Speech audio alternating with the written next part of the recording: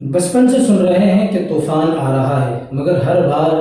کراچی کے ساحل سے 50-60 کلومیٹر یا اس سے زیادہ دور سے ہی طوفان واپس لوٹ جاتا ہے۔ وجہ آخر ہے کیا؟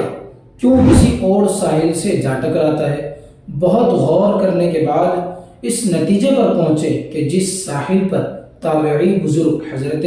سیدنا عبداللہ شاہ غازی رحمۃ اللہ تعالی علیہ اور دیگر اولیاء کرام موجود ہوں، وہاں طوفان اپنی عادت کے مطابق آتا ہے اور تابعی بزرگ حضرت سیدنا عبداللہ شاہ غازی رحمۃ اللہ تعالی علیہ کی خدمت میں سلام پیش کر کے چلا جاتا ہے۔ اسی لیے ہم کہتے ہیں کہ طغیان یہ سمندر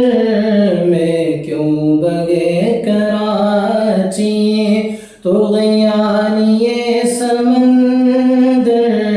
میں کیوں بگے کراچی،